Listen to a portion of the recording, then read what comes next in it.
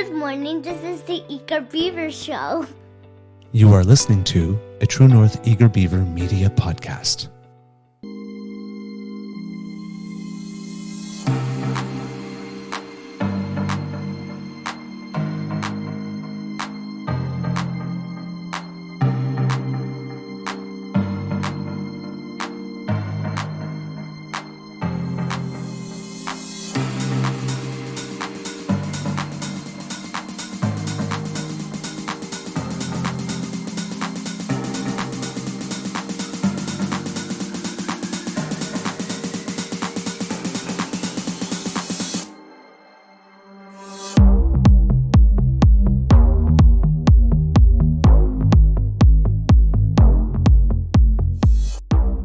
The True North Eager Beaver podcasts are proudly brought to you by our founding sponsors, the Miss V Mysteries from Corvid Moon Publishing, your source for science fiction, fantasy, and cozy mysteries featuring a broad diversity of characters. CanadianTarot.com, your uniquely Canadian online eclectic tarot community and forum, and the Peppermaster, hot pepper sauces made from fresh farm ingredients to thrill your taste buds and expand your mind.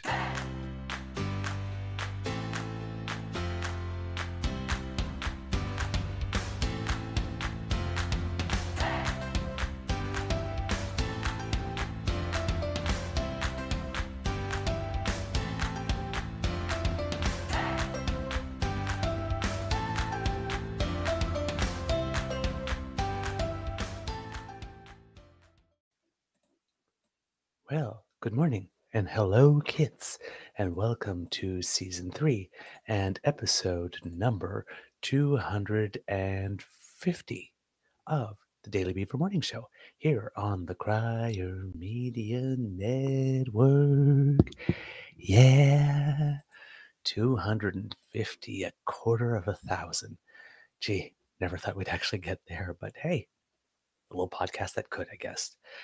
Today, recording day is Monday, November 13th, 2023, and it is a nice autumn day here at the Beaver Lodge. A little bit of cloud in the sky, but it looks like it's going to be a lovely day. I'm your host, the Eager Beaver, pronouns he, him, hey, Mr. Beaver, eh? And with me, as always, is my dear friend, Mr. Grizzly, wearing a really, really, really nice shirt, I must say. A big thank you goes to our podcast funding sponsors, the Peppermaster, the Miss V Mysteries from Corvid Moon Publishing, and CanadianTarot.com. But before we do anything else, Mr. Grizzly, how's your mental health today, sir? I'm running on about an hour's sleep, so yeah, I could not sleep last night. I have no idea. Like, I fell asleep, went to bed at my normal time, fell asleep, woke up an hour later, and I've been up ever since. So yeah. Oh yeah, it's the struggle is real. I'm not I know feeling the feeling. good. I empathize totally. Yeah, it's hell. Yeah, a very tough day. Yep. Good morning to you, Kit Hugh, Kit Dan, Kit Tabby G, Kit Saucy, Kit the Daily Beaver, Kit Tabby G, Kit Miss Sadeka, Kit Mohan. Thank you so much for joining us this morning. And of course, Kit Elaine. And Kit Kendra, good morning, popping in just in time to get seen by the magic mirror here at Romper Lodge.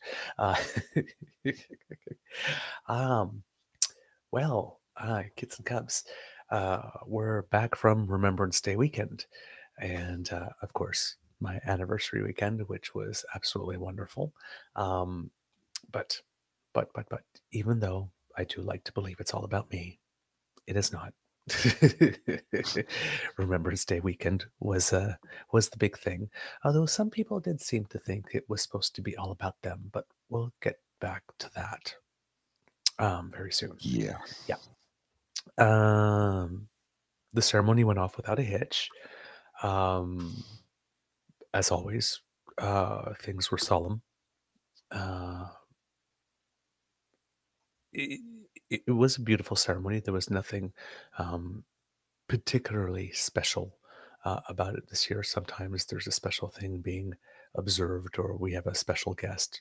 For example, when the Queen would come or something, or someone from the royal family. But there was none of that. So it was just your usual, typical ceremony, which, as always, is well attended by people of all faiths, of people of no faiths, of people of every color, of people of every size, people of every age.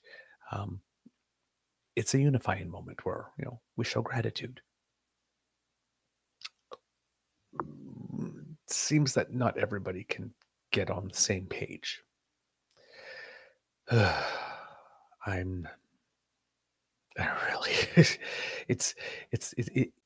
It's beyond disappointing. Let's start with the first one that I have for you here. There was a Conservative MP on November 1st who decided he was going to get a little mad and send something out. Now, I believe on the show a few days ago, somebody asked, like, what is the male version of Karen? Is it Keith or is it Kevin? May I suggest Kyle? Yeah. Mr. Grizzly, do you happen to have the video? Just give me a second here. Load it up. I saw this. Is and what a Conservative, Party of Canada MP. Sorry, I my mistake. Applesauce Party of Canada MP Kyle Seeback doing his best Karen. He's the member of Parliament for Dufferin-Caledon. Calls himself the Shadow Minister. Again, another thing. Parliamentary critic for international trade. Also the vice chair of the Standing Committee on International Trade.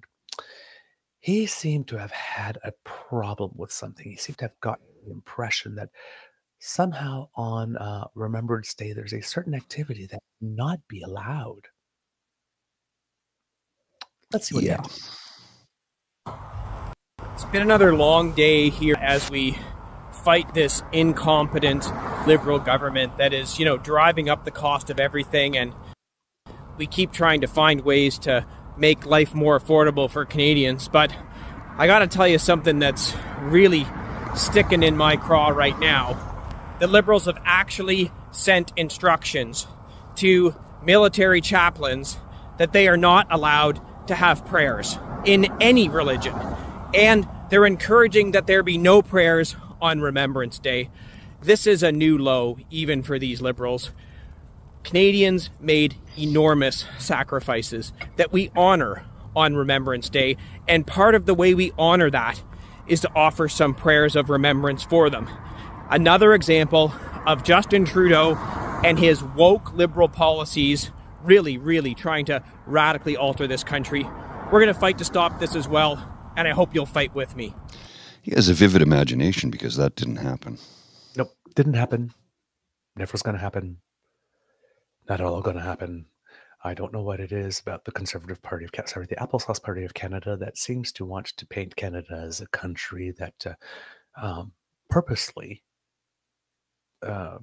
attacks religion, and a country that's governed by anti-Semites, particularly in time for Remembrance Day, or using, any activity such as this. While talking about Remembrance Day, the words Remembrance Day should be out of your trash mouth. And when I saw that, I thought, let's bookmark this for when there are prayers on Remembrance Day. Like there always are. And Mr. Grizzly. Oh. Well, look at that. Brigadier General Guy Belil, who is the Chaplain General of the Canadian Armed Forces. What does that say under the caption? Leading prayers at national ceremony. What was he leading? Prayers, yeah. Most Reverend Scott McCaig offers benediction at National Remembrance Day ceremony. So I was there. What was he offering? Benediction. So benediction and prayers. Yes. It was a twofer. But Kyle, legislator, MP, proud patriot, was convinced somehow that there would be no prayers. Prayers would be verboten. No prayers. Lied to the entire nation. don't know for when he's going to schedule his apology video to the nation, given that there were prayers for lying and misleading us and causing some people to panic. I hope we will be getting your apology video, Kyle, at some point. That's not Will going to you happen. forget 12 days later that 12 days ago you tried to pretend that there would be no such thing as prayers? There was always going to be prayers at Remembrance Day, even if there was not a chaplain leading a prayer or the bishop cannot ordinate, I believe. I don't remember the full name of his title, of Canada would be there. There we go, Bill Blair. Let's be very clear. Canadian Forces chaplains are not and will not be banned from prayer on Remembrance Day, not at any other time. The Chaplain's General Directive seeks to ensure that public addresses reflect the spiritual and religious diversity of Canadians. So they lie so damn often, and we have the proof that they lied. Where will the apology be? Oh, that'll never happen. That'll never happen. You'll just sweep it under the rug. It happened 11 days ago, so it's it's in the past. It's in the past. Yeah. I like Get Sazi. Sit up, Kyle. Sit in Cartman's voice. Sit up, Kyle. You're such a Kyle. Why'd you have to be such a Kyle? Anyway. Kyle's not a bitch. He's a big fat bitch. Except it's not Kyle's mom. It's just Kyle. Just Kyle. Kyle is a bitch. So, here we go. We had prayers. And even if a chaplain wasn't going to be leading those prayers, there were still going to be prayers because there's a moment of silence. And people who want to pray say their prayer at that moment. So even if there wasn't any prayer at all or any benediction, it's not that there would be no prayer at Remembrance Day, it's just that there wouldn't be some person at a podium with a microphone saying a prayer for you on your behalf in your name. You would get to pick your own prayer in your own words. Personally, having a solemn, quiet moment to show your gratitude. You don't have to make a big show for everyone to see. You don't have to make a big display of how much more devout or I'm much more patriotic than you because I'm praying harder or I'm praying to a God that's better than yours.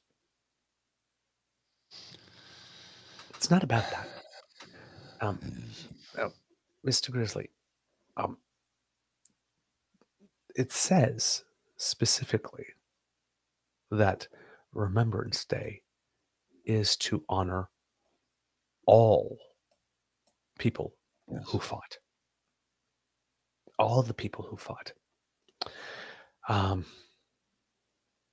So we had another situation. There was another person who wrote something.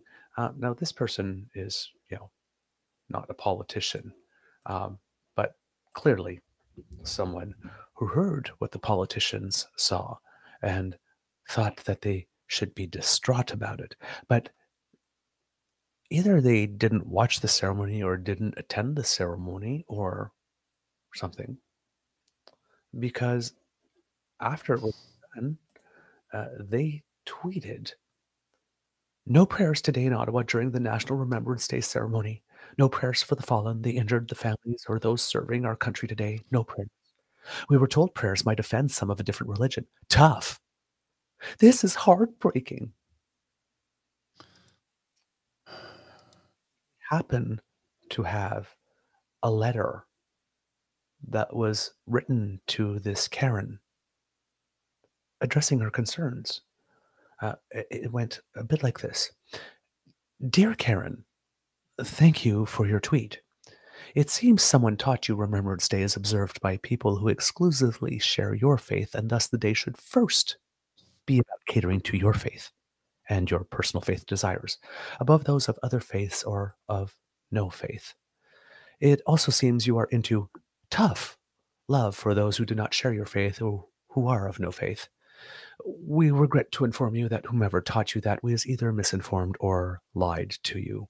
As people of all faiths and no faith served in the past and still today in the military, Remembrance Day is also observed by them, and thus we are unable at this time to make the entire day all about your faith, all about you, and all about your needs exclusively. We understand that this may be news that is tough for you to learn, especially in your current state of heartbreak that we did not even think of, even for 1 second, to change the purpose of the occasion to focus on your needs and desires. But rest assured that nothing about the fact that the day is about showing gratitude to those who fought and respect for those who gave their lives, for your right to complain to us in public that you should have been made a bigger priority on the day prevented prayer. We are pleased to confirm that there were plenty of prayers during the National Remembrance Day ceremony. The Chaplain General of the Canadian Armed Forces, as well as the Bishop Ordinariate of Canada, offered prayers and a benediction. And that is in addition to all the individual prayer that took place during the ceremony, none of which was forbidden, because that's one of the things for which those being remembered and honored on the day fought for and even died. We hope that the National Remembrance Day ceremony is intended We hope that the National Remembrance Day ceremony is intended to honor all who have served, and thus is organized for all who wish to show gratitude rather than attitude to all who have served, will not ruin your year. We expect your letter again next year. The management.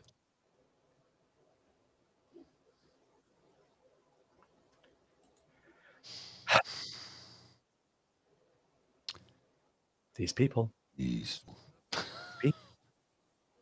They wear out. So I was there because I go every year when I can attend. And I was there with Bridget. You're a little low, sir. I was there with Bridget. Mm-hmm. And we were standing by the flags by the NEC. It was as close as we could get. It was dead silent the entire time. Nobody said anything. They announced the Prime Minister. He pulled up. He got out right in front of me. Nobody yelled F you or yelled his name or screamed or cried or made noise about the fact that the Prime Minister was right in front of them. Everybody was quiet and respectful because the day is about remembrance of and for those who have fallen and served. It is not a day where a political message is tolerated.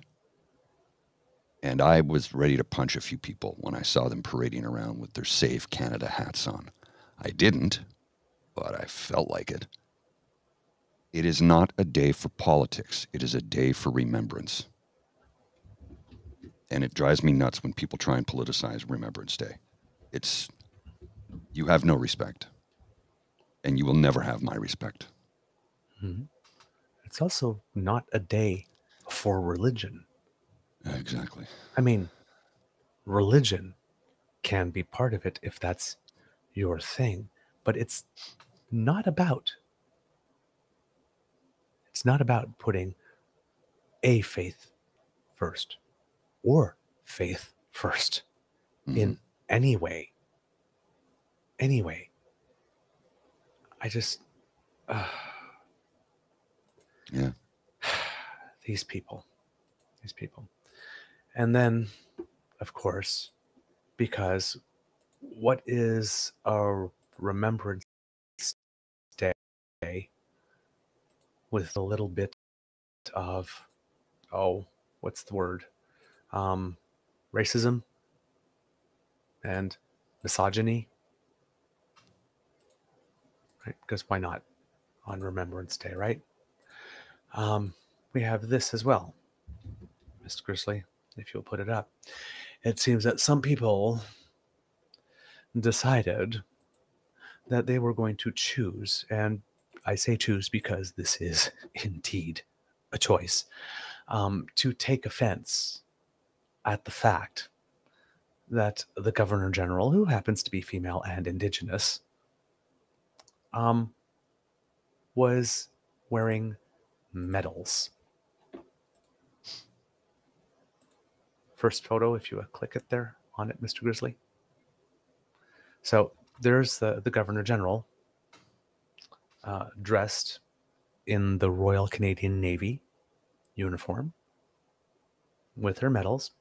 And then this twip here says, I can't read it. It's too small there. Maybe you Apparently, want to read it in, if you are the Governor General appointed by Trudeau, you can just wear medals you never earned. Okay, and go to the next photo, sir.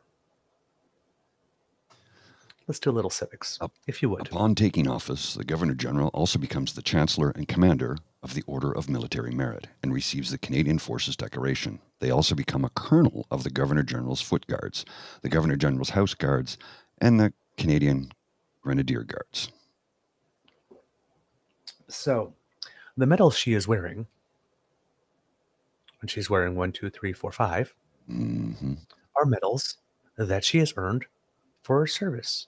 Because, as Kit Hugh says right here in the chat, the Governor General is the commander of those orders. That's part of her duty as Commander-in-Chief. This has been going on since 1969. But apparently, the person who wrote this tweet is such a patriot and so cares about our soldiers that he's never met our country. Even on Remembrance Day, these people just cannot take the day off. Nope.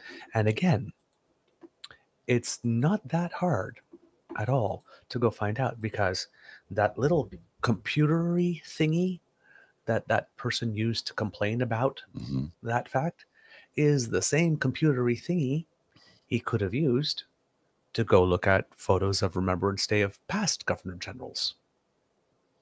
For example, David Johnston. Yeah. Mr. Grizzly, if you would put the image up. Look at that. Nobody complained about that. He was appointed by Stephen Harper. Why didn't anybody complain about the medals he was wearing? He hasn't served. Nope. But as Governor General, he too. And look at that. It looks like 5 medals. Yeah. Oh, yeah. Gee. So what was the difference between all the years that David Johnston served, or Michael Jean, or Jean Sauvé, or Rain Addison, and Mary Simon? What could be the difference? Indigenous woman? Oh, also woman. But and since we've previously had women Governor General, so I guess it's not so much a woman thing. I guess it really is just an Indigenous thing. It would seem that way.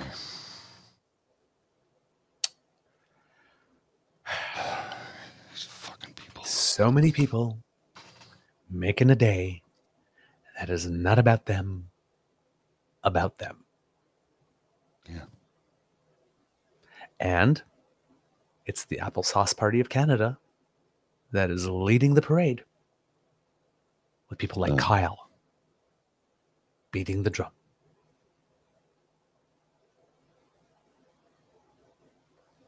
Just pathetic. Wearing out my weave, people.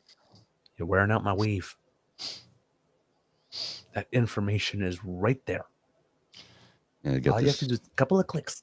This thing called Google. You ever heard of it? This thing called Google? Yes. And Kit Cassie, the Silver Cross mother from Manitoba, made us proud. Indeed, she did. She is the mother of the first Canadian to have died in duty in Bosnia. When's the last time you heard us speak of Bosnia? Been a long time. We were there. Yeah. My brother was there.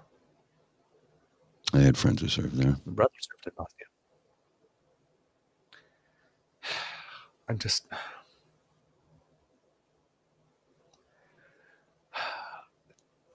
We need to get to a point where the people that want to make every moment about, wow, Remembrance Day didn't serve my needs, wow, who actually have an attitude that this is a Christian country, this should be Christian, and if anybody else doesn't like it, tough. It's not a Christian. And I didn't get what I want, well, tough.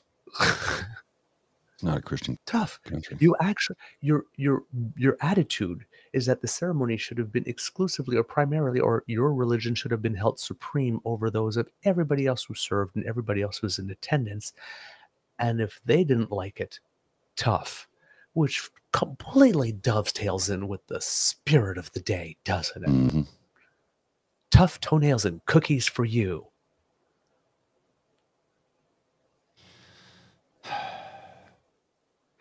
But not willing to take a little toughness for themselves, though.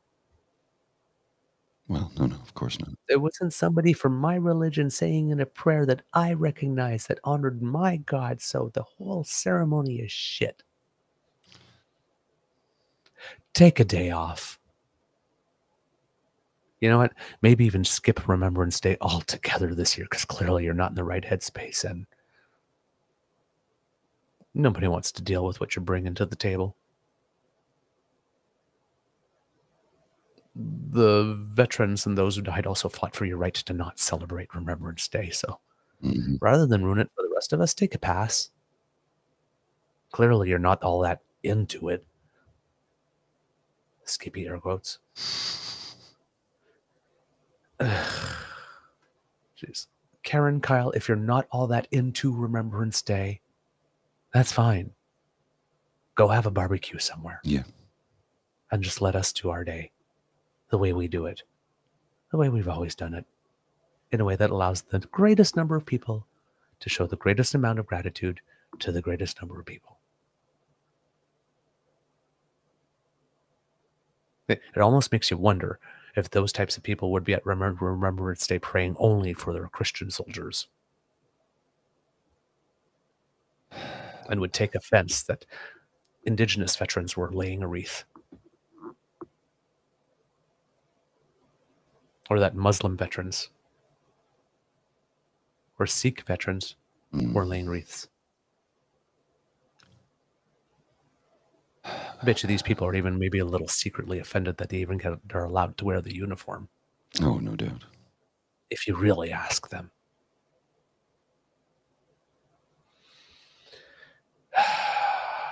Yep, Kitsasi, none of these people gave a flying fuck before this. What's changed? Oh, I know, there are more people of color and more women involved in decision making, and Justin Trudeau helped put them there. Ridiculous. And again, I am going to say it because it's received so little press, but let's remember that this year, the Supreme Court of Canada, for the first time ever in our history, has 5 female justices.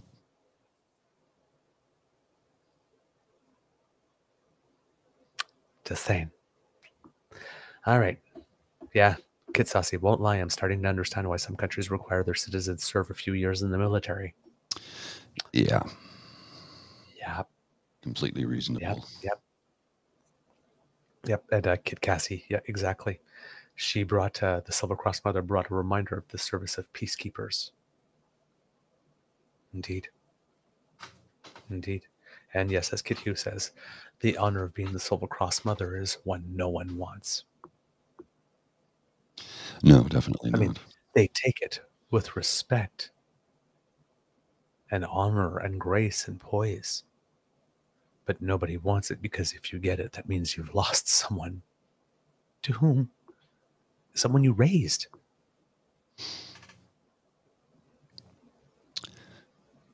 Nobody wants to be laying a wreath to remember someone they raised that is no longer with us because they were taken from them far too soon.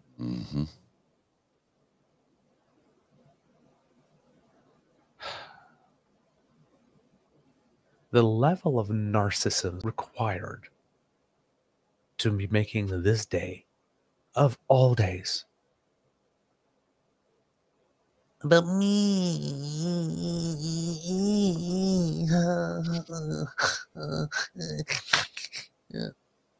Really? Yeah.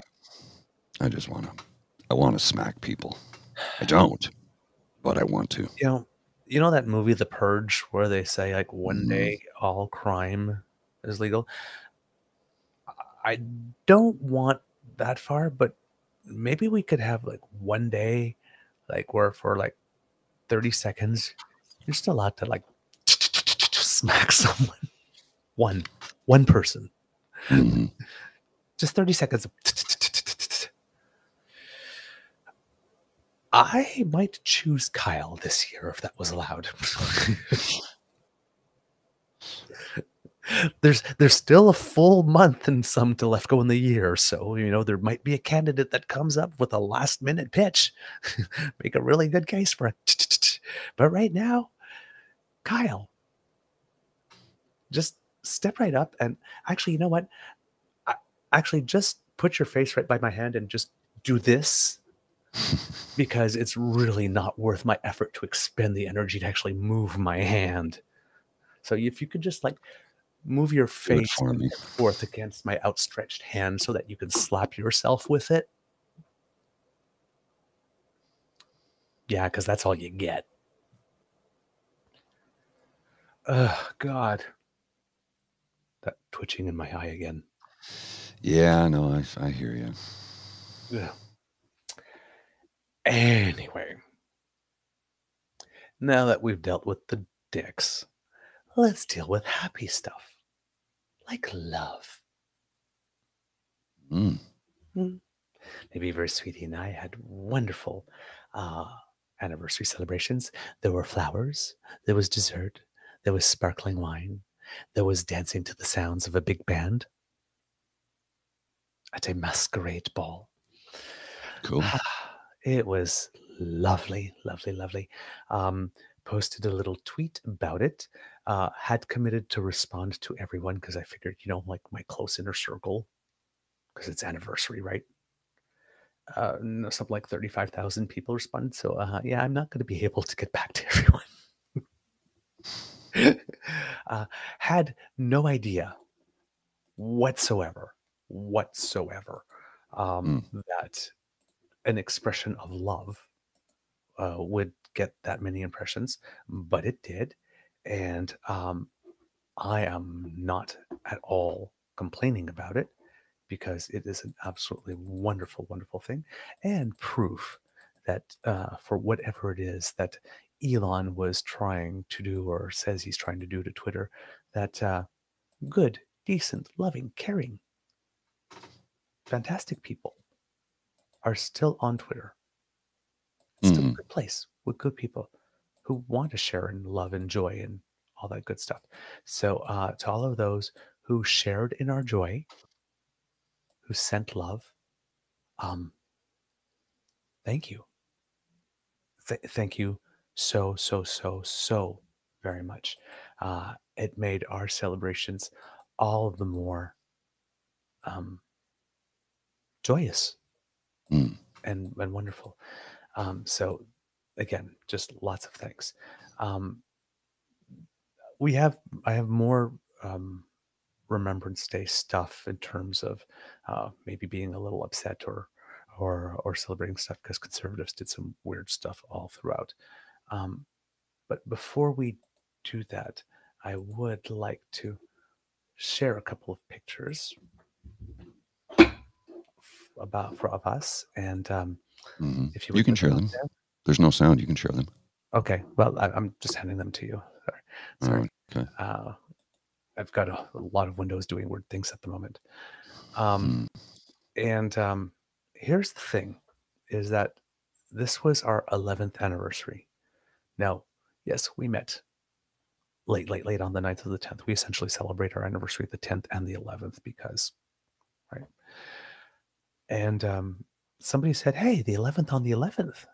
And it's like, oh, yeah. Hadn't even thought of that. Which prompted me to have a special moment this Remembrance Day, because one of the reasons for which I love my anniversary with my Beaver sweetie is because it always does coincide with Remembrance Day. And it's not lost on me, especially in 2023, where we have Conservative Premier Blaine Higgs attacking trans kids, and Alberta Premier Daniel Smith attacking transgender kids, and Premier Scott Slomo actually using the Constitution, which I know these people did not fight for because it did not exist at the time. No. But they fought for everything that led to it. That Constitution that gives me the right to be in this relationship and to write about it and publish it and share it in public with everyone. That I owe them everything.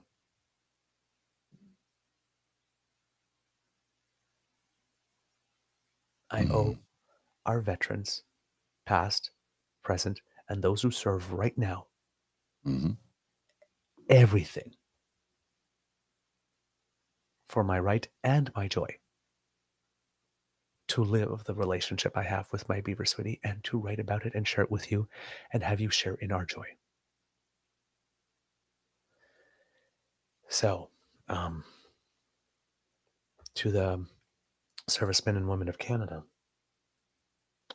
past, present, and future. Thank you. Thank you. And I know that there are some of you watching. Thank you.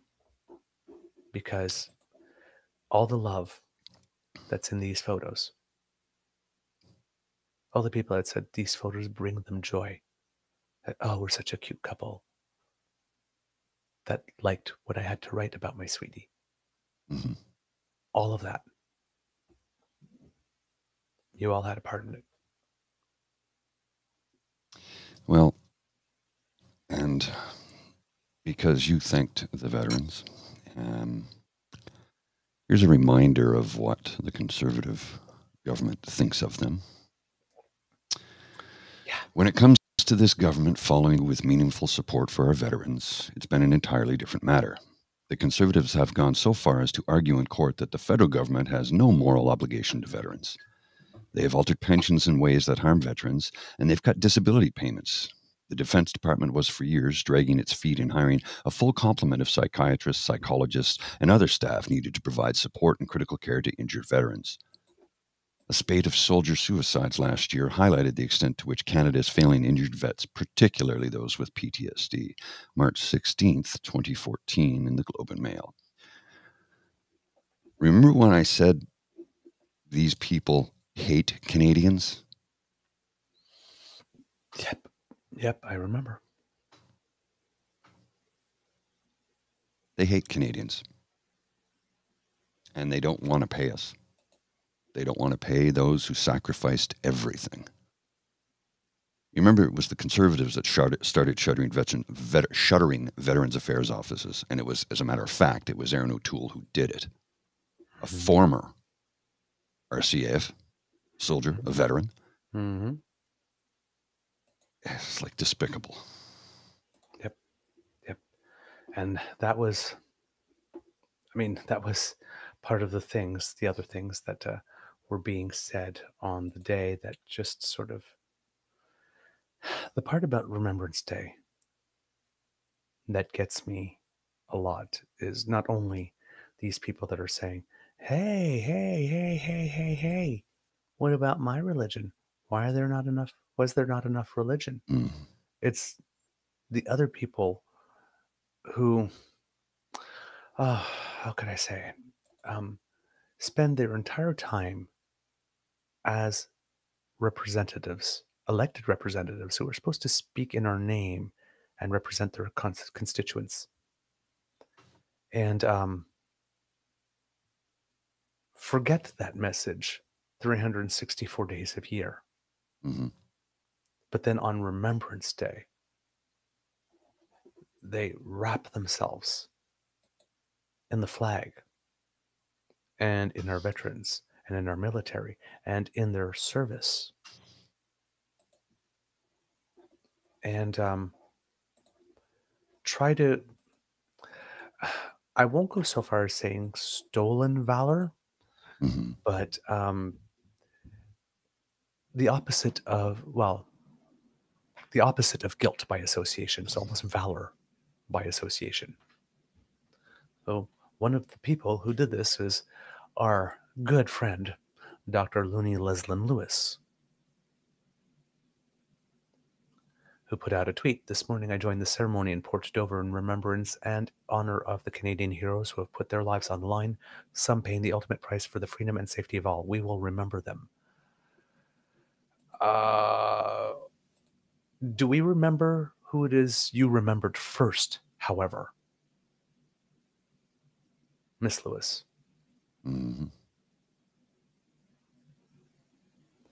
How could the lady who literally lunches with, if not a certified Nazi, someone who's seems to like them a whole lot, how does that person get to, months later, hold a wreath and say she cares about veterans and not have anybody call her out officially?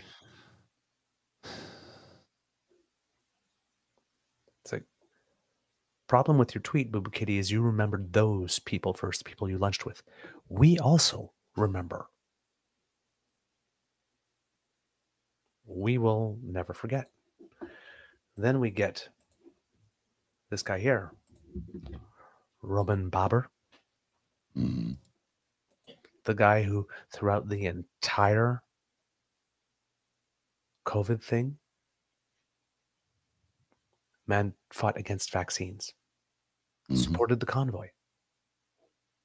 Our generation of Canadians did not abdicate responsibility, nor was it spared from the ultimate sacrifice. 158 Canadian members of the Canadian forces died in Afghanistan and over 2,000 wounded. I'm proud to be Canadian, lest we forget.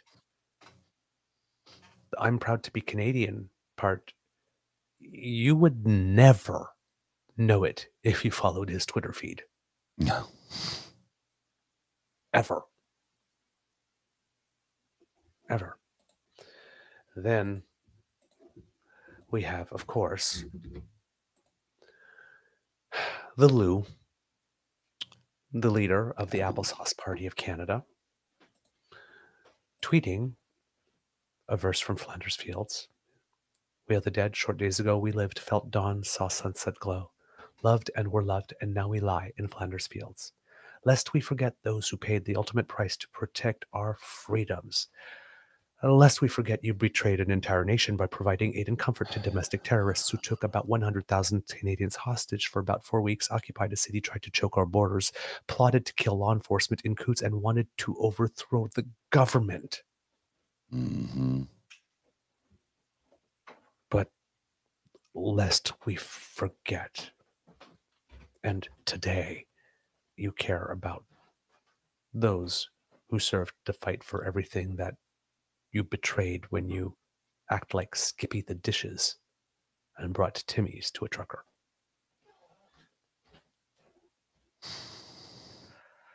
There are so many people who should have sat this one out this year. Oh, yeah.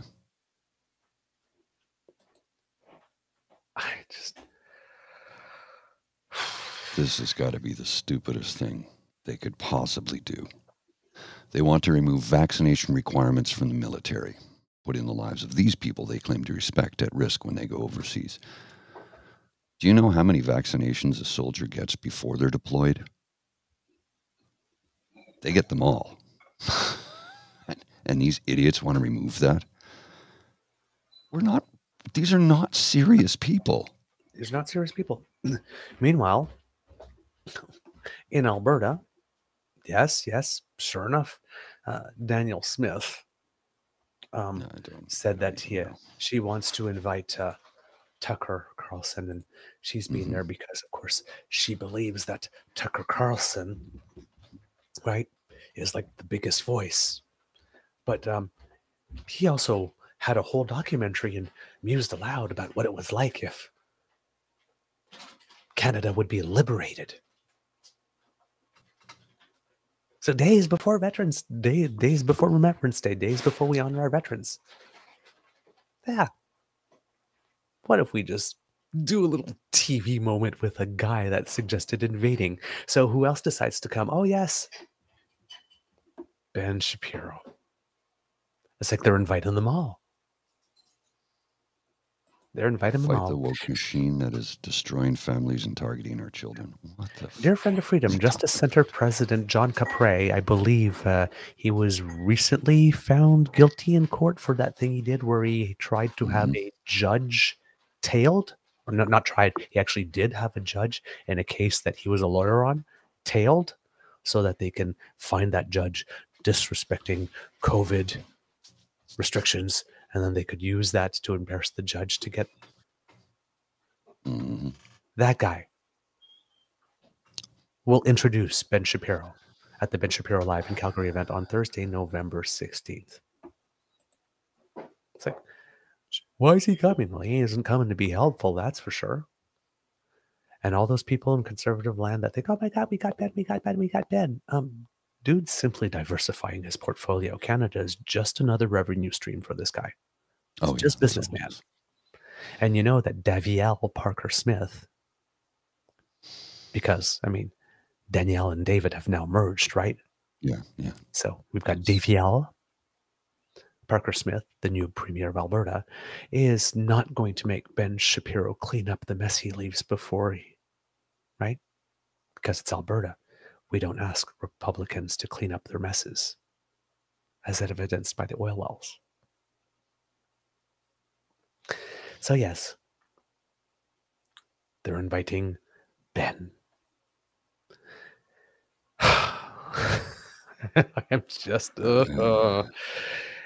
And then, I believe it was about 2 days before Remembrance Day, there was a vote in Parliament about something, and it seems that the Conservative Party of Canada is taking a position against funding for Ukraine. These are all just bad people. Just bad people. I mean, we know what's going on in Ukraine right now, right? And we know who the good guy and the bad guy is. Yeah, we got this one has video, Mr. Grizzly. It's Mark Garrettson again, speaking in the House of Commons.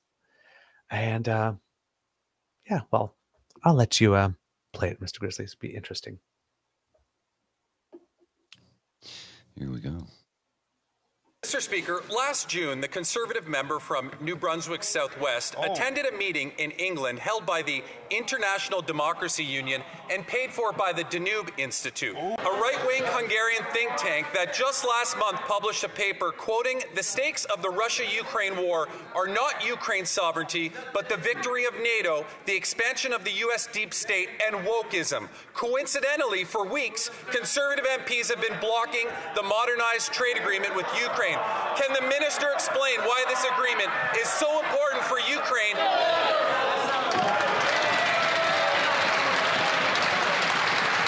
Mr. Speaker, I want to thank the member for Kingston and the Islands for that question.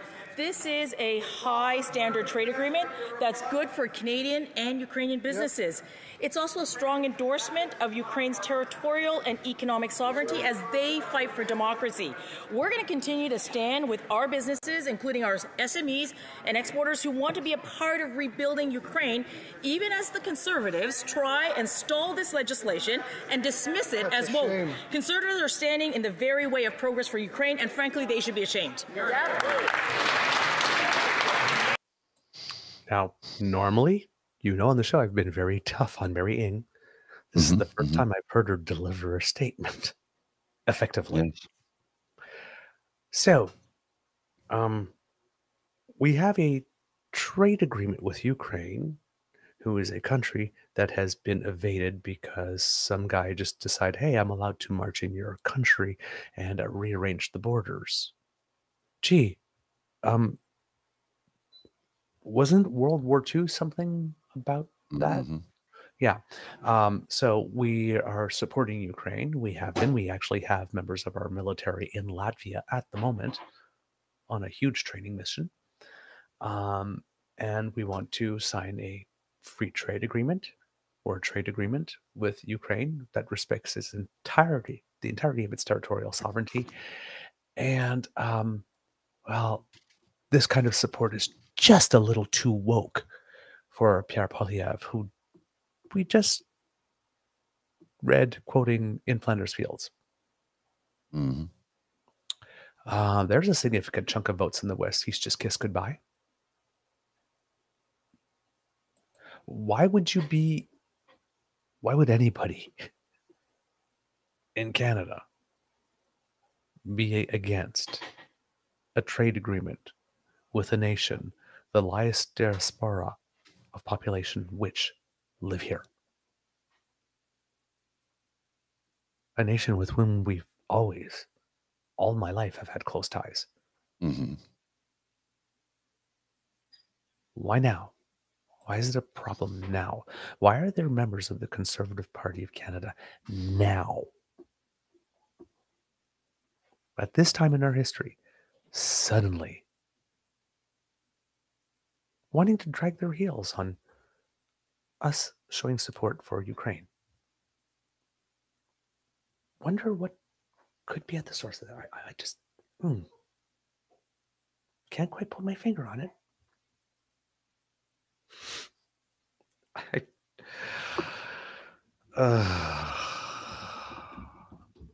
Man.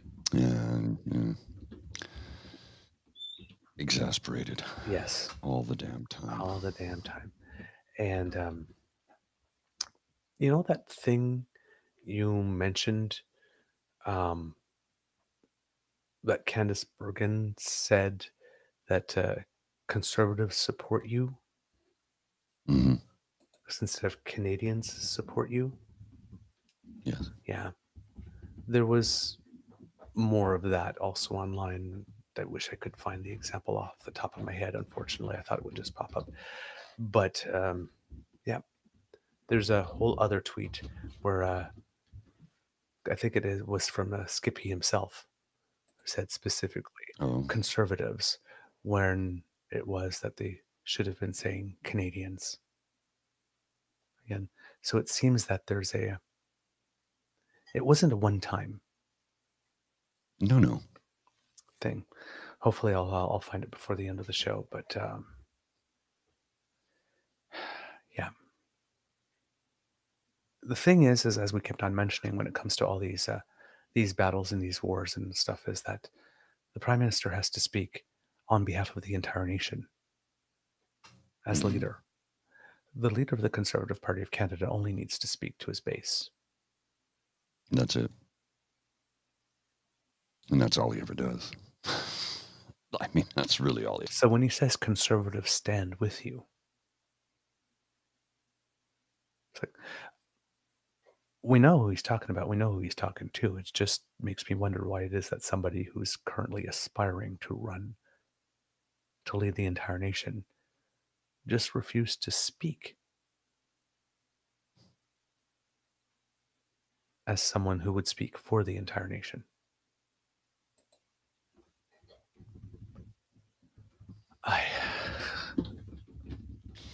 Yeah, I know. It's exasperating is what it is.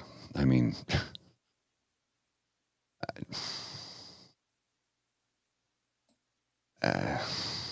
what do you say to that? I mean, she's just a terrible, terrible person. She's not very bright either, which is the disturbing part. You have so many people in that party that really aren't very smart, and they're trying to govern. Like, can we stop electing stupid people, please? Good man. Just, it's it's so exhausting. There it is. Found it. November 4th. Yep. Pierre Poilievre on November 4th. Let's put it up for all the kids to see. All Canadians should condemn. Sorry, let's try that again. All Canadians should condemn the displays of hate and anti-Semitism that we continue to see at demonstrations across the country, including the targeting of Jewish businesses and the open display of swastika on Parliament Hill. Conservatives will continue to stand against hate. Not Canadians will continue to stand against hate. Canadians will continue to stand against hate, PR. More proof that they're conservatives first, not Canadian, and they only speak for each other, not all of us.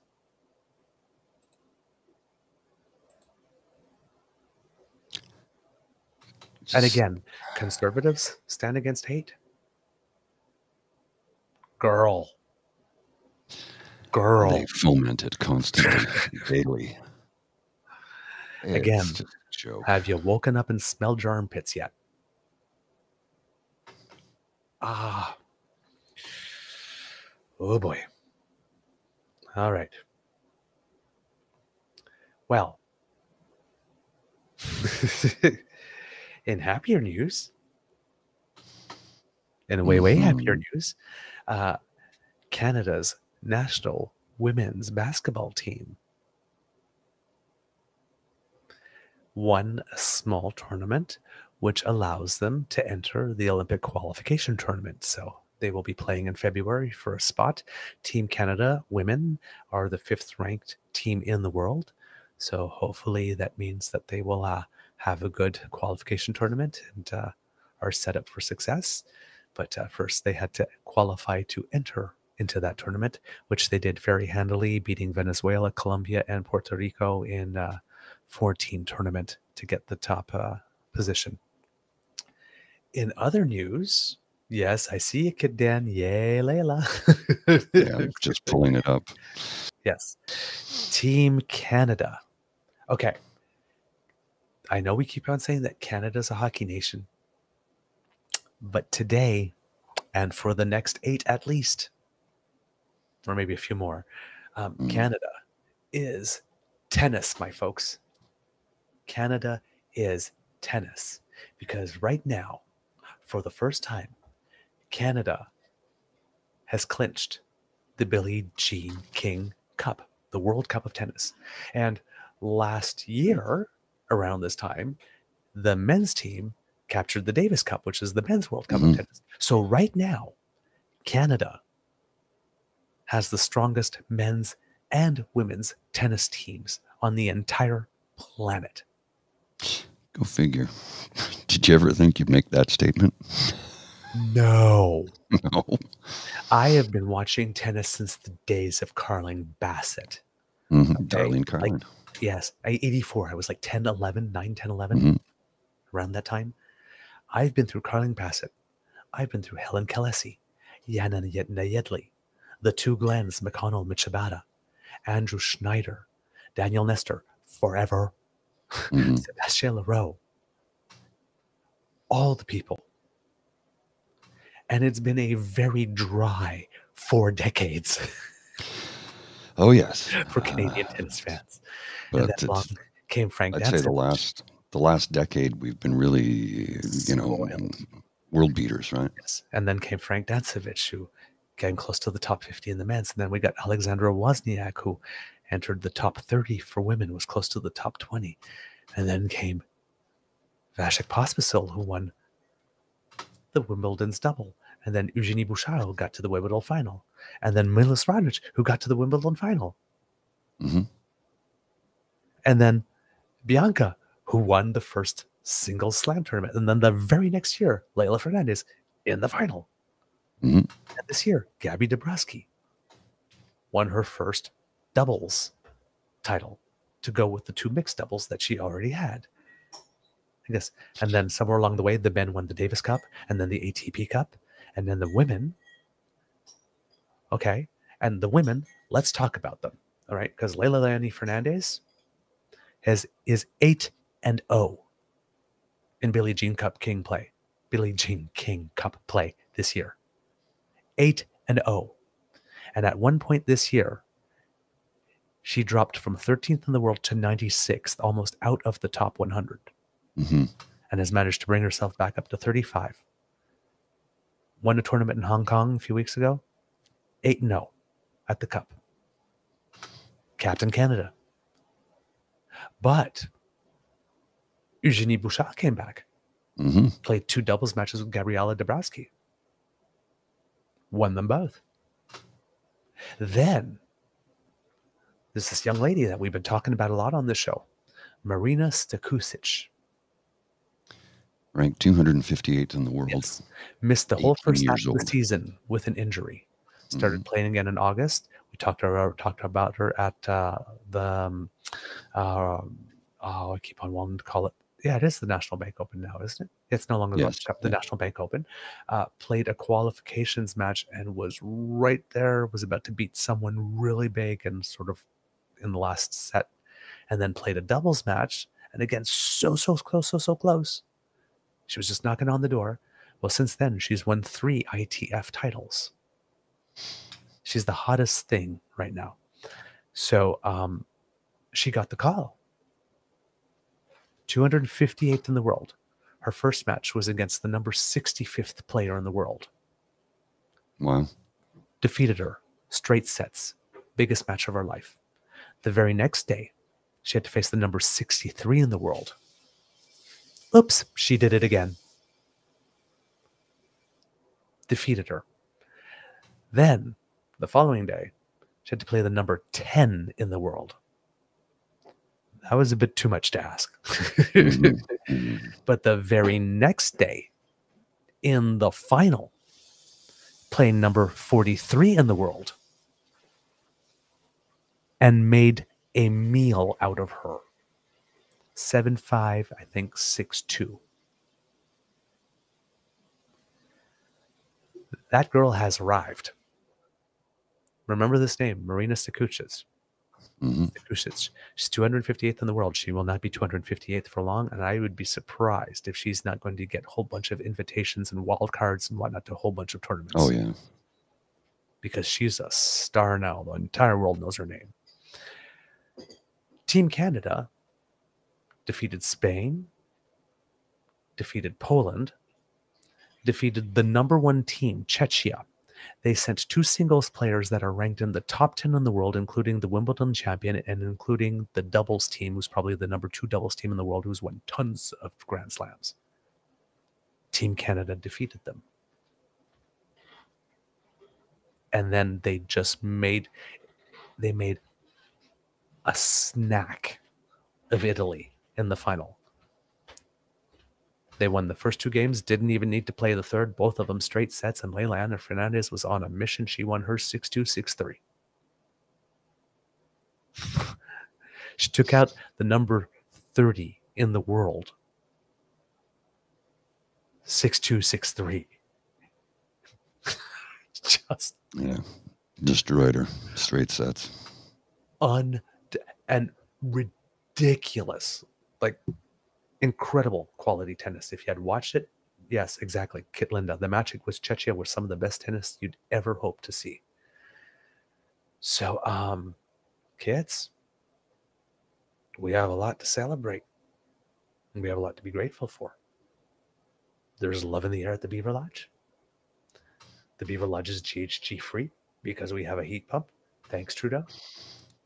All those wonderful savings. We had a beautiful Remembrance Day ceremony, despite the fact that so many people wanted us to do anything but actually remember. And our women's basketball team is going to the Olympic qualifying tournament, and we are the most powerful tennis nation on earth. Not bad for a weekend's work. Again, not a statement I ever thought I would hear. Like, Canada's running the tennis world. What? No. We really are. We really are. Everybody's wondering, what the heck have you put in the water over there? And all this turnaround was done in about 15 years. About 15 years ago, this guy named Michael Tevlin turned around and says, yeah, we need some national training centers and all that kind of stuff. Because we didn't have any clay courts at the national tennis centers until a few years ago. This is true. The clay season is huge. It's just, and now, come on, Davis Cup 1 year, Billie Jean King Cup next year. Can you imagine the number of kids who are picking up rackets right now? Oh, yes, of course. Oh, our tennis, I'm following like all the way to like as junior as possible, right? Like Canadian players that are ranked 1,478th in the world right now. Following there are names just adding every single week, new names coming in, playing in these tournaments. There's so many there's so much up and coming talent. It is frightening. And people that like Stekusic, who like start the year at 700 or 800 and then just shoot up 600 spots in a year. This young lady beated someone ranked 213 spots higher than her in the world in straight sets, one of them 6-2.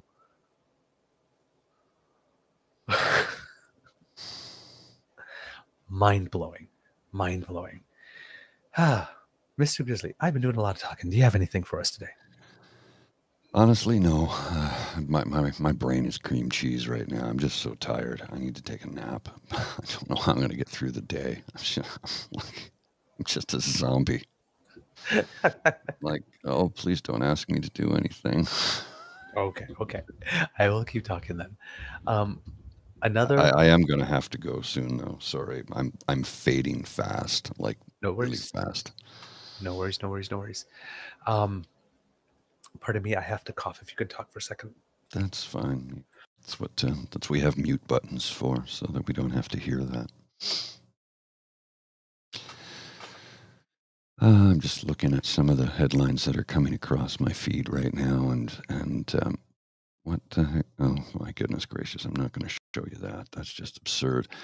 But there's literally a whole bunch of people banging on Harper about how he praised the idea of a carbon tax back in 2014, and now they're and Skippy even supported it back then, but now they're dead set against it because it wasn't their idea. Is that what it is? Their idea wasn't implemented, so now it's a bad idea. I get that you're the opposition government, but you don't have to oppose every single thing. That's ludicrous. And yet, that's what they do. They oppose everything all the time. Now, did you happen to catch this? Richmond Hill deputy mayor apologizes for cheering on Pierre Poilievre's homophobic and transphobic speech. Oh, yes, I did see that. Thank you for bringing it up. Please put it up. I'm just going to bring up the story here. It's from Press Progress. And just share the story. And I'll put this on the screen. Two LGBT plus community groups question why Poilievre's bigoted and discriminatory rhetoric keeps getting a pass. I'll put a link to it in the chat because there's a lot here. So I'll just read it for you folks at home. So you'll have, I'll parse through it. Whoops, I pressed the wrong button there. Let me just copy this for you. Copy, and I will paste this. I think I got the right link in here. Maybe I do, maybe I don't. Just let me know. Oh no, I screwed it up, yeah. It's okay.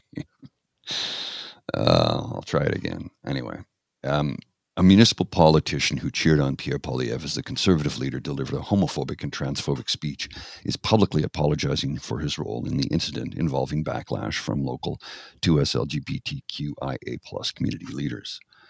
But 2S LGBTQIA+ groups say the apology doesn't go far enough, and they question why Poilievre's bigoted and discriminatory rhetoric keeps getting a pass. Godwin Chan, a councillor and deputy mayor of Richmond Hill, Ontario, appeared on stage with the Conservative leader during a meet-and-greet event last week. During a speech at the event, Poilievre accused Prime Minister Justin Trudeau of personally imposing radical gender ideology on children. Video from the event shows Chan standing on stage next to Poilievre through his entire speech, nodding along and applauding at various moments, including in response to Poilievre's radical gender ideology comments. Poilievre's comments came under fire from 2S LGBTQIA+ leaders, and the Liberal Party of Canada released a video showing U.S. Republican figures, including Ron DeSantis, Matt Gaetz, and Lauren Boebert, using the same language as Poilievre. In a statement to Press Progress, Chan apologized for his actions and acknowledged Poilievre's words at the meet and greet were harmful to 2S LGBTQIA+ communities.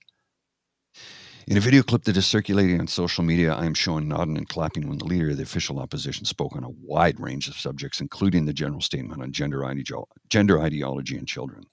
It was brought to my attention that my actions at the event may have been interpreted as discriminating against the LGBTQ2IA+ community. That's a lot of letters. I have a hard time with it. My reaction was based on reflecting on my own belief that minor children would need parental consent for undergoing surgical procedures for gender changes. I apologize my reaction that may have been viewed as hurtful to anyone, including lesbian, gay, bisexual, transgender, queer, questioning, two-spirit, intersex, asexual, and other identities that fall outside of cisgender and heterosexual paradigms. Throughout my life as a private citizen and a local official, I have demonstrated by actions and conduct that I have never ever discriminated against any person. Chan said he is committing to learning more about gender issues and challenges the 2GBTQ2IA+ community face every day, and pledged to work with PFlight Canada, York Region, and others to further that knowledge and understanding. So, is it lip service, or does he really mean it? I don't know. But it's still the most disturbing thing about this is that Polyev does not get called out on it. He does this constantly, and he never gets called out on it. Right. And that's the thing that troubles me the most. He just continues to get away with it. Yep. And I'm really tired of it. Yep, me too. Me too. All right, a couple of things before we go. Kits, because the world kept on turning and there is still news. Our Minister of Global Affairs, Melanie Joly, announced over the weekend, announced yesterday, quote, "We are relieved that 234 Canadians and their families were able to leave Gaza today. I want to thank our diplomats in the region for their hard work and dedication. Canada continues to call for humanitarian pauses to allow for humanitarian aid to get to the people of Gaza." This has been a tough thing because basically to get the people out, there was a list of nations that were in a certain order, and Canada was not in the first orders. And then we had managed to get 30 odd people out one day, and then the borders closed for a few days. And then we managed to get a couple more out till we got to about 100, and then the borders closed. And then we had a bigger push on that day that Melanie Joly has mentioned, but we're still not all out because I think there was about 450 Canadians that were registered. So maybe only about half of them, a little more than half of them are out. But still, that is news that will bring a little bit of inner peace and relief to many in Canada, which is very important. Of course, that led a lot of people to like scream and yell, "Ceasefire, no pauses, blah, blah, blah. This is not an antibiotic. You can administer every 8 hours, blah, blah." Why not call for a ceasefire? We have always talked about it because nobody's listening. There's no point in calling it a ceasefire. The only thing that people can do right now is try to make sure that we're dealing with other nations so that they decide not to enter the fray and escalate, which once again had PP calling for Canada to outlaw the entire IGRC in Iran, which is a really stupid call because, as we've mentioned on this show again, many years ago when the Conservatives were in power, the Liberals asked the Conservatives to do that when Skippy was part of the government, and the Conservatives didn't do that because the RGRC has so many people like cooks and everybody, and you're ordered to serve, and there's no way you can monitor them all. That's why the government of Canada, this one, right, put the leadership of the IGRC on the terrorist list, but not the entire thing. At the present moment, the President of the United States and all other allies have successfully managed to convince Iran not to join the fray. Why is the leader of Canada's official opposition demanding that the Prime Minister take a move that would provoke Iran and could only lead to escalation?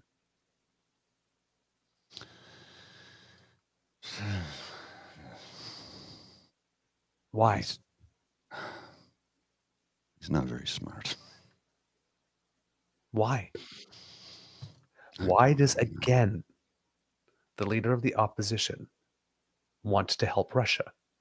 It doesn't want, it wants to drag its heels on a free trade agreement with Ukraine because not because, but that will respect its full territorial sovereignty. But he won't do that. That would be standing up to Putin in Russia.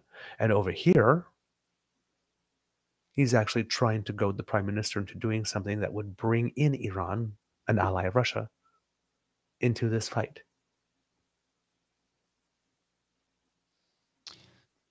The leader of the opposition, I think I'm starting to get an idea why it is that he does not want to go for that security check. And may not all have to do with his wife or his wife's family. Yeah. He's taking some very, very interesting positions, and there's a certain number of members of the Conservative Party of Canada who were all in on Ukraine a few months ago who now seem not to be. What changed? You know, that Big Daddy does Harper, beg that question. What did Big Daddy Harper have to say to Pierre the last time he took a little visit to see his pal Victor? Well, what Ria's got in the chat says Pierre Polyev is a Russian asset. He's behaving like one. I've heard that before. I don't know that it's true, but he sure does act like it. Well, and that is a good question too. How does a politician become a millionaire? He's walking, talking, and quacking like a duck. Mm-hmm. That's all I will say. Boys. And also in Gaza, if one is to believe this, because everything has to be taken with a grain of salt, but Gaza health officials say that the Strip's second biggest hospital is now suspended operations for lack of fuel and electricity, say that more than 11,000 people have been killed in Gaza since the war began, 2/3 of them women and children. That's according to NPR News is reporting that, but it's according to Gaza health officials. Yeah. The United Nations says that at least 20 of Gaza's 36 hospitals are no longer functioning, including the Al-Shifa Hospital. It's the largest facility in the territory and the site of intense battles between Hamas and the Israel military. The UN says that there are 3 nurses who have been killed in the fighting, and a health ministry spokesperson says 32 Palestinians were killed over the past 3 days. The government of Israel says that there are tunnels under the hospital. People who work at the hospital say that there are none. There are no Hamas headquarters there. Hospital officials say that there's no fuel, food, or water. There's still more than 2,000 people inside. And it says that in terms of the gas to run the hospital, says that the hospital needs 10,000 liters. Needs 1,000 liters of fuel for a 24-hour period. But that they're only getting 300 liters delivered. Right. Which means that they have to make choices, and which means that people are dying because they are not getting the help that they need. It's a bad situation. Yeah. In the United States, Congress still needs to pass their spending legislation before the end of the day on Friday, or else the federal government will partially shut down over the weekend, causing major turmoil all over the stock markets. And the new House Speaker, Mike Johnson, who is proving that he is having just about as much success as all the others who came before him, he debuted his new plan to break the short-term spending. And his new-term plan is to break the short-term spending packages into 2 bills each, because they were basically trying to do funding each individual little thing as a short bill rather than the whole thing, and that wasn't going fast enough. So he's planning to put them into 2 bills that would fund different agencies. The Democratic senator for Connecticut, Chris Murphy, says that he's dubious. He says, quote, "It does worry me the House process requires you to come back and deal with half the budget on one day and half the budget on another date. That sounds to me a little bit like a recipe for failure, but I'm willing to listen to the case they're making. I would much rather do it instead. What I'd much rather do instead is just pass this continuing resolution that keeps the entire government open to the, right? Pass it all on one same day." For some reason, the Republicans were balking that the plan proposed by President Biden included money for Ukraine and to spend on the southern border in addition to Israel, and they only wanted to approve the money for Israel and possibly also the southern border, but maybe not because they wouldn't want to give him a win. Well, it seems that House Speaker Mike Johnson's 2 bills doesn't include any money for Ukraine or the southern border or Israel. So Republicans are swallowing themselves whole again, much like conservatives are here. And talking about things going bad for conservative leaders, in the UK, Prime Minister Rishi Sunak has had to make a couple of moves with his cabinet. He had to fire his Home Secretary, Suella Braverman, because she wrote an opinion piece criticizing pro-Palestinian protesters. And she also slammed British police as being biased. So she's being replaced by James Cleverly, who had been the Foreign Secretary.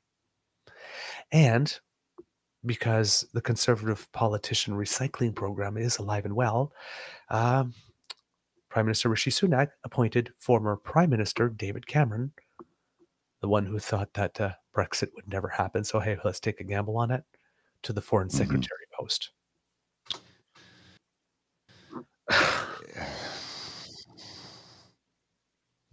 Have you people not done enough damage yet?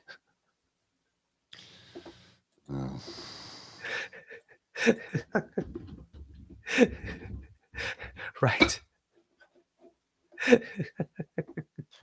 And that's to go along with the fact that Recently, on October 19th, the IDU is excited to announce that Prime Minister Boris Johnson has joined our honorary advisory board.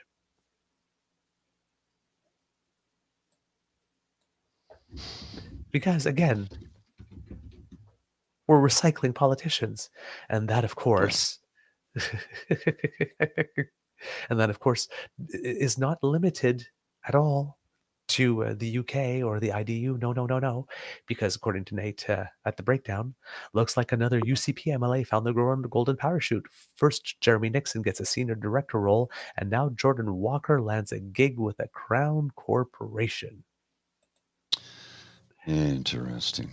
Yes, indeed. So it's not that. It's not that conservatives don't believe in recycling. They just believe in recycling each other. All right, Mr. Grizzly, do we have a show? Yes, we do. I'm going to go lie down. All right, Kits and Cubs, that's the end of this episode of the Daily Beaver Morning Show on the Crier Media Network.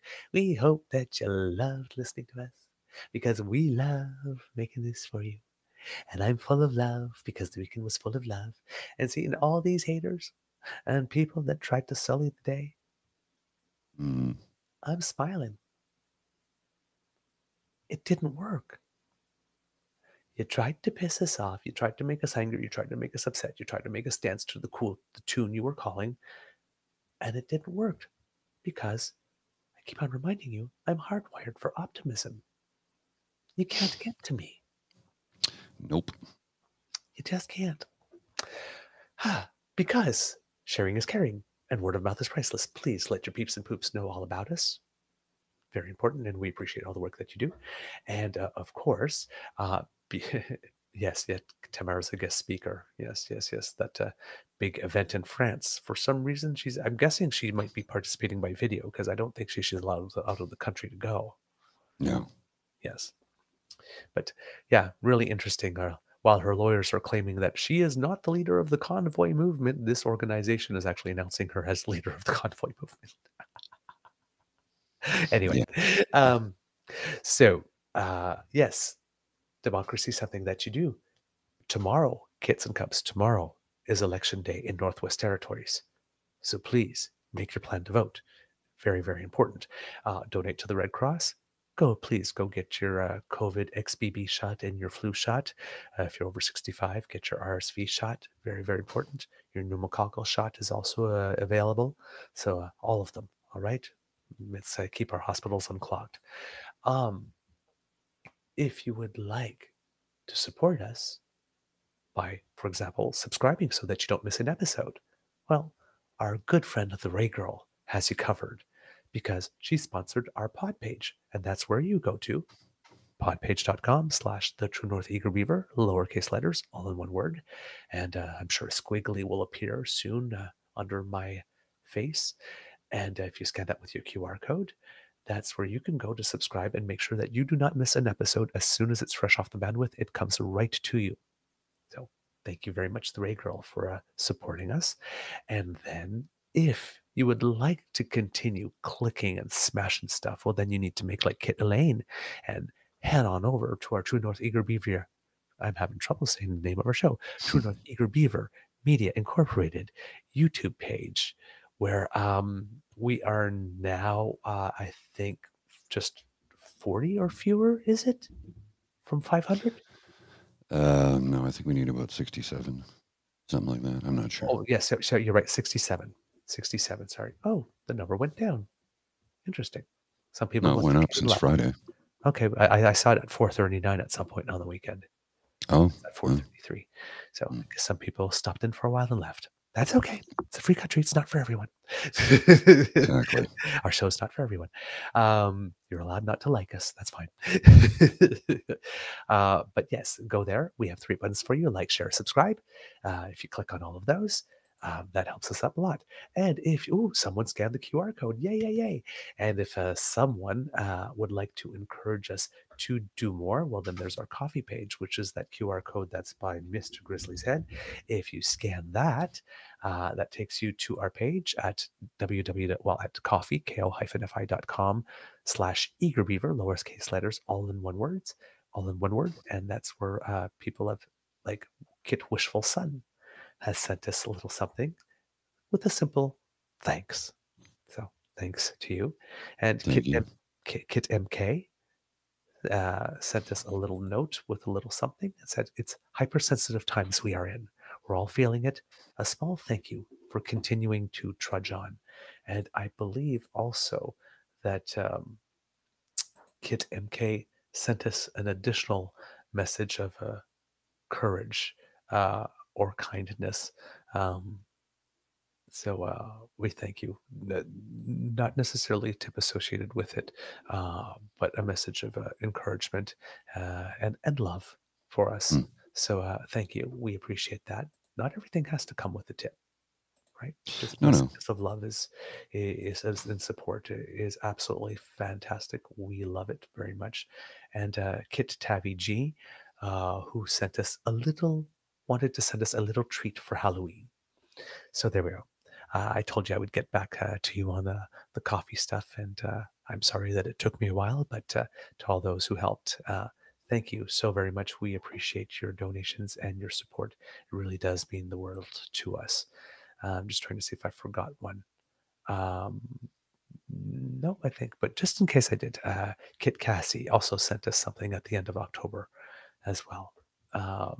And sent us a donation in lieu of sending it to the Manitoba PC Party, who is asking for donations. Thank you so very much. That warms the cockles. All right, kids and cubs. From the Beaver Lodge, this is your Eager Beaver saying it can be a tough world out there, so please be kind to and gentle with yourself and get some sleep. Mr. Grizzly, some words of wisdom, please. Yeah, take your vitamins and rest up. I'm right. so tired. I'm tired. I'm wiped out. Playing the game, hated the crying shame. I'm so tired. All right, Mr. Grizzly, roll the credits. A little Blazing Saddles.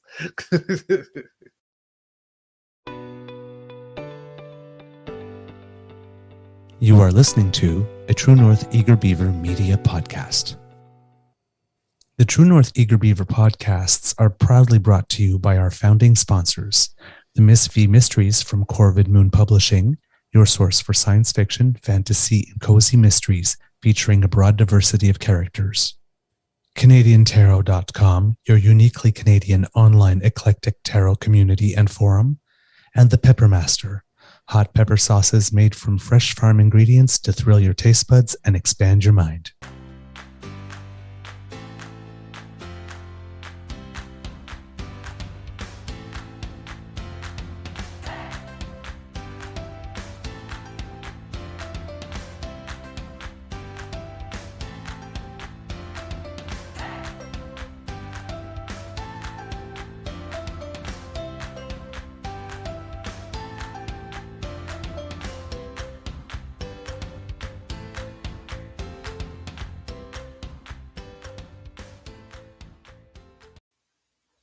Right.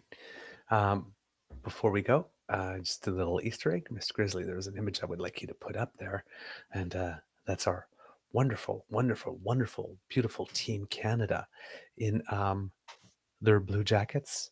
At Augusta, you get a green jacket, but when you win the Billie Jean King Cup, you get these blue jackets. This is Billie Jean King's favorite color. She wore it a lot when she played. It's the same color she wore when she won the Battle of the Sexes, by the way, against Bobby Douglas. She was there in person. She presented the jackets in person, and Team Canada won a nice, cool, crisp $2.4 million in prize money as a result of winning. Pay equity with the men. Yes. Thanks to Billie Started Jean. with the U.S. Open. Yep. cyclists, but also now for the cups. And if you look, the 6 women there, one on the left is Heidi Eltabak. She's the coach, also a former player. Leila Annie Fernandez in front, Rebecca Marino in the back. That's Marina Stakusic that you see in the back on the right to the cup, Eugenie Bouchard and Gabriela Dabrowski. Soon to be, probably Dabrowski's heading for the Hall of Fame in doubles for sure. Yeah. All right, kids and cubs, have a wonderful day. See ya. Oh, big hugs.